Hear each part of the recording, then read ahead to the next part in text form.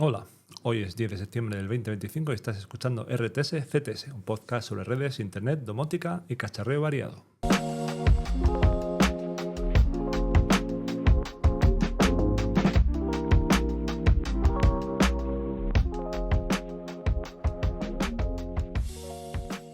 Y hoy os vengo a hablar, o voy a continuar con el tema que traté parcialmente en episodios anteriores sobre un poco cómo montar la red en casa, cómo montarla, cómo intentar ampliar la cobertura o cómo llegar a tener cobertura en todos los sitios, qué tipo de conectividad debemos tener, cómo distribuir la red, etcétera.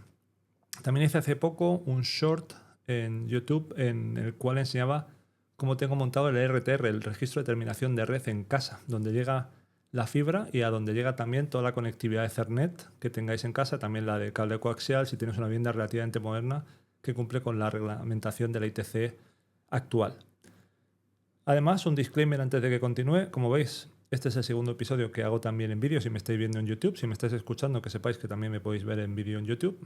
Y que bueno, intentaré en la medida de lo posible seguir haciendo episodios en vídeo, pero es más complejo, la logística se complica, tengo que hacer cierta edición. Entonces no prometo que pueda hacerlo con todos, lo intentaré hacer en la medida de lo posible en todos aquellos que pueda.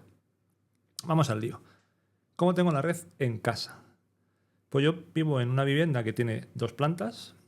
Y bueno, como visteis en los que he visto el vídeo del RTR, tengo una vivienda que tiene tomas Ethernet en todas las habitaciones. Por todas las habitaciones me refiero a todas menos los baños. Y en las terrazas, tengo 2 terrazas, una de ellas tiene toma de red, la otra no, ¿vale? En alguna habitación, alguna estancia como el salón, creo que hay 2 tomas de red, pero bueno, de momento solo estoy utilizando una. Entonces, lo que tengo en el registro de terminación de red es, por un lado llega la fibra desde el edificio y llega a mi router de operador.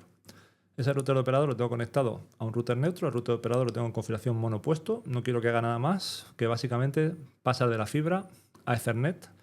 Y yo desde el router monopuesto hago toda la configuración para obtener la IP, que en mi caso es una IP pública dinámica del operador, usando Movistar. Entonces lo pongo en configuración monopuesto y hago todo el PPOE, el PPP over Ethernet, directamente desde el router neutro, que es un Turris Omnia. De ahí tengo conectado ese router Turris Omnia a un switch que he puesto en el RTR para tener conectadas todas las estancias. Además, algunas, como el switch tengo uno de 8 bocas y tengo más de 8 tomas de red en casa, pues aprovecho también las tomas del propio Turris Omnia para dotar de conectividad a todo sin tener que tener un switch de 16 puertos que, bueno, es más grande y un poco más caro.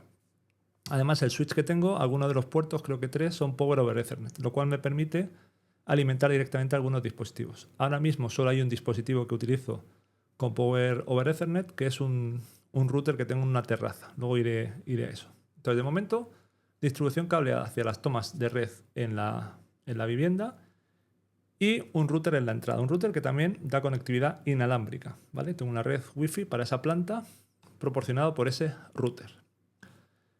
De ese router o de las tomas que van a Ethernet de algunas estancias, en el salón, por ejemplo, en la parte de la televisión, pues hay varios dispositivos conectados a Ethernet, por lo cual ahí tengo conectado un switch adicional, un switch súper simple, súper normalito, de 8 puertos. Y ahí tengo conectado, pues qué sé yo, la tele, el reproductor de audio, el decodificador de audio y un par de controladores o centralitas domóticas para a un hardware específico que necesita tener su centralita y que no puedo centralizarlo en el Home Assistant, o sea, no puedo sustituirlo por Home Assistant porque no va por Zigbee, va por otro tipo de tecnología red. Ya os contaré de esto en algún episodio futuro.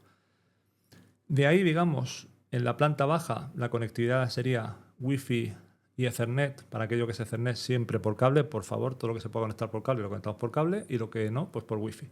Y además hay una terraza en esa planta en la cual tengo otro router, bueno, configurado como punto de acceso, conectado por PPP over Ethernet, o sea, conectado por Ethernet, pero sin tener que alimentarlo de manera externa. Es un router que aguanta lluvia, polvo, y que lo puse ahí por 2 motivos. Uno, porque la conectividad no llegaba muy bien a esa terraza Wi-Fi, entonces si quiero estar trabajando en la terraza no me resultaba, no iba del todo fino.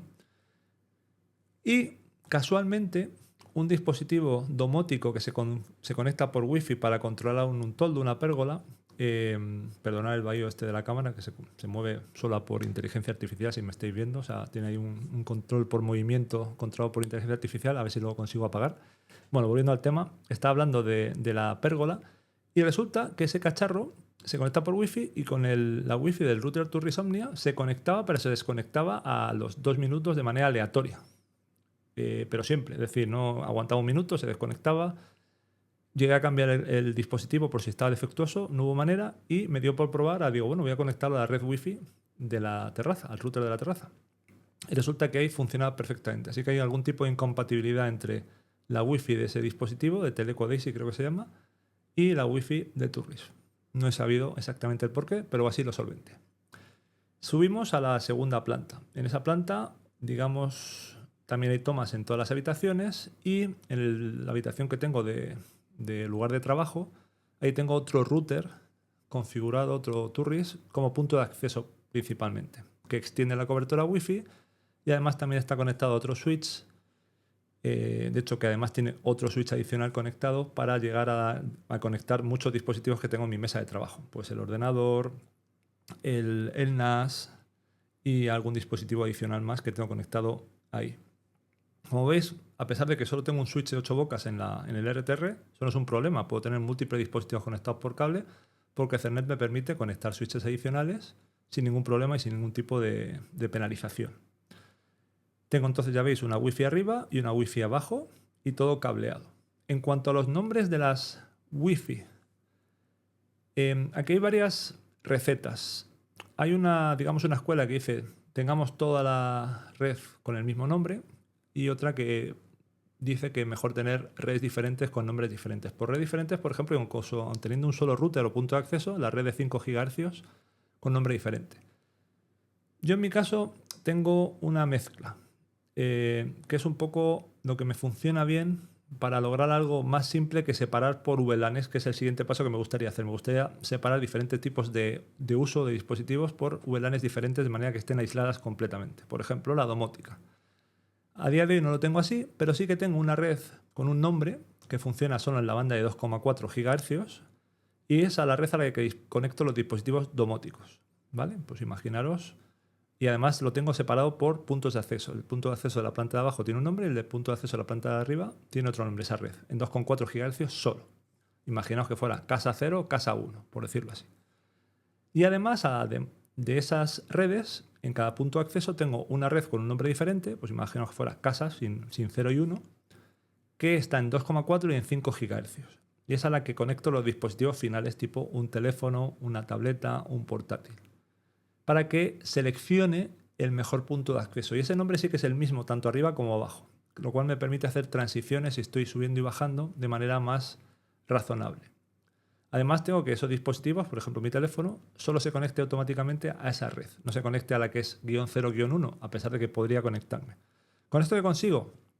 Que dispositivos domóticos que, por ejemplo, solo se conectan a 2,4 GHz, cuando yo le diga a qué reconectarse, no se queden ahí colgados intentando conectarse y falle.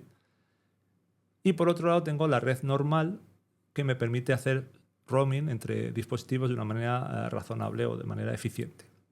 Además tengo otro SSID para la red de la terraza, pero simplemente es también para intentar poder, forzar a que un dispositivo domótico que sé que está fijo se conecte a la red que yo sé que tiene mejor cobertura. Porque si en algún momento alguna de ellas falla y le da por conectarse a otro que está más lejos, probablemente cuando el punto de acceso original se recupere o lo reinicie, por la histéresis no va a intentar conectarse de nuevo al que es mejor y eso va a generar que la red parezca que funciona, es decir, desde el punto de vista del dispositivo está conectado a una red, pero no tenga el rendimiento mejor que podría tener. Por eso tengo esa decisión de tener diferentes nombres entre diferentes plantas, diferentes ubicaciones y también diferentes usos.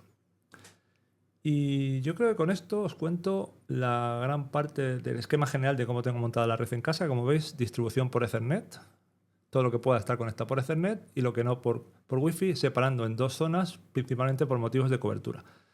Una cosa que experimenté, porque yo he probado mucho esto en el pasado, era tener puntos de acceso en cada habitación. Llegué a tener algo así en una vivienda anterior, un punto de acceso casi por habitación. ¿Cuál era el problema de esto? Que aunque lo ponía con la potencia mínima, que es lo recomendable para no interferir, al final me genera estos problemas de itinerancia y no era tan fácil controlar la potencia. Esto es más sencillo cuando tienes una solución Wi-Fi con un controlador inteligente que habla con todos los puntos de acceso y controla la potencia en función de los dispositivos que están conectados, etc. Pero imitar eso, que era un poco mi inspiración en una red doméstica, es muy difícil. Así que preferí optar por una solución en un punto de acceso por planta. Eso sí, intento tener la potencia mínima necesaria para que llegue bien a donde quiero que llegue. Poner potencia de más solo genera interferencia con la red de los vecinos y nos impacta a todos negativamente. Y nada más, un punto por planta y ya está. Y lo dicho, reitero, todo lo que puedas por Ethernet. Y con esto acabaría el episodio de hoy. Espero que os haya resultado útil. Como siempre, dejadme feedback, por favor, en YouTube, en las plataformas de podcast y nos vemos prontito. Chao.